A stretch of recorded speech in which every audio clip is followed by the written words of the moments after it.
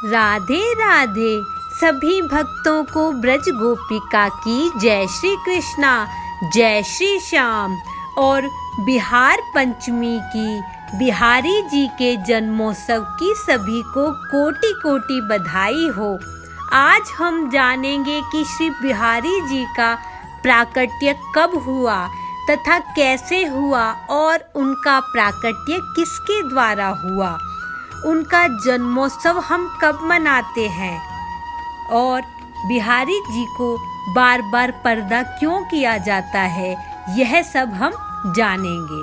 तो आइए जानते हैं। मार्गशीर्ष मास के शुक्ल पक्ष की पंचमी को वृंदावन में बड़े ही धूमधाम से जोरों शोरों से बिहारी जी का जन्मोत्सव मनाया जाता है, जो 2021 में 8 दिसंबर को है। इस दिन देश विदेश से असंख्यों की संख्या में भक्त वृंदावन जाकर बांके बिहारी जी को जन्मोत्सव की बधाई देते हैं और अपने आप को धन्य मान भाव विभोर हो उठते हैं। उनकी आंखों से स्वतः ही अश्रुधारा बह उठती है। लेकिन जो भक्त उस समय वहां ना जा पाए तो पूरी श्रद्धा भाव से अपने घर में श्री राधा कृष्ण जी का, बिहारी जी का, लड्डू गोपाल जी का भोग लगाकर बिहारी जी के स्वरूप को याद कर उनकी पूजा आरती अवश्य करें।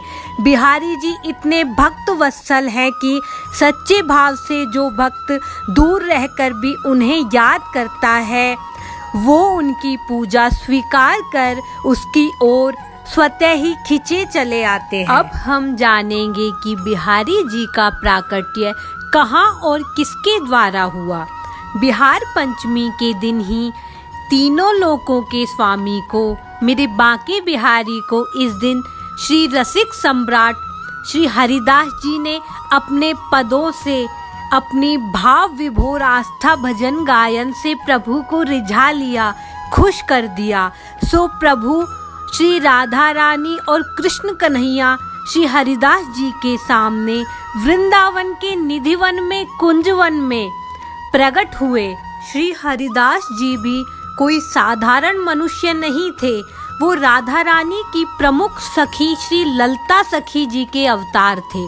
जब तक वो पृथ्वी पर रहे तब तक उन्होंने श्री प्रभु के नित्य रास में भाग लिया तथा उनकी लीलाओं का, पदों का गायन किया। स्वामी श्री हरिदास जी तो निधिवन में अपने प्रभु की नित्य लीलाओं के दर्शन किया करते थे, लेकिन अपने शिष्यों के आग्रह पर उन्होंने सभी को दर्शन कराने का निर्णय लिया।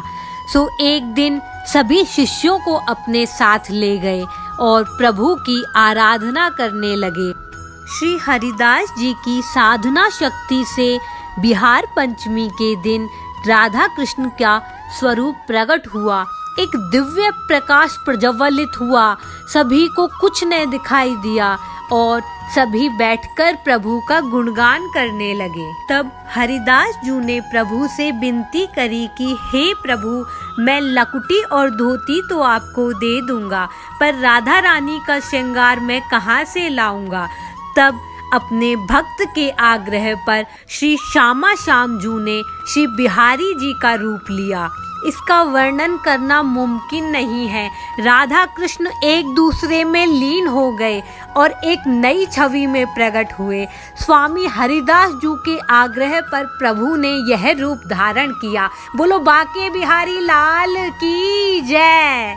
आज भी इसी रूप में हमें वृंदावन के बांके बिहारी दर्शन देते हैं, जिसमें राधा और कृष्ण दोनों का रूप मिला हुआ है। इसीलिए आज भी वृंदावन के बांके बिहारी जी का श्रृंगार आधा श्याम का और आधा श्यामा का किया जाता है, जो अद्भुत निराला है।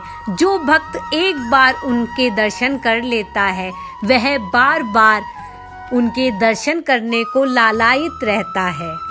अब हम जानेंगे कि बिहारी जी का पर्दा बार बार क्यों किया जाता है। इसके पीछे अनेकों कथाएं छिपी हुई हैं। बिहारी जी का पर्दा हर 2 मिनट के अंतराल में किया जाता है।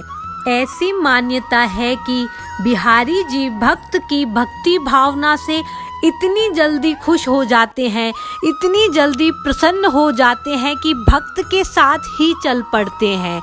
अनेकों कथाएं ऐसी हैं कि मंदिर में बिहारी जी नहीं मिलते और दूसरा रूप धारण कर भक्त के साथ चल पड़ते हैं।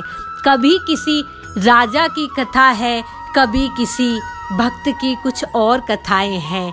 मीराबाई, रस खान जैसे अनेकों कवि हुए हैं, वो भी प्रभु के नैनों में खो गए हैं।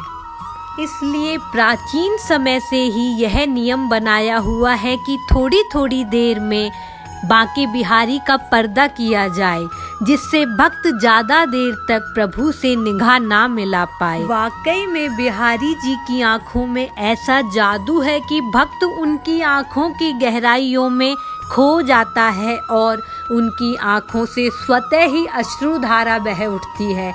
ऐसा होता है भक्त और भगवान का मिलन। एक बार जो मेरे बांके बिहारी का दर्शन कर लेता है, वह कभी उनकी आंखों को भूल नहीं पाता।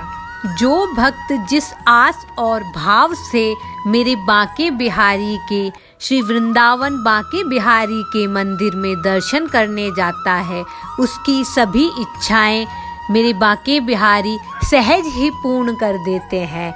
बोलिए श्री बांके बिहारी लाल की जय हो। कुंज बिहारी श्री हरिदास।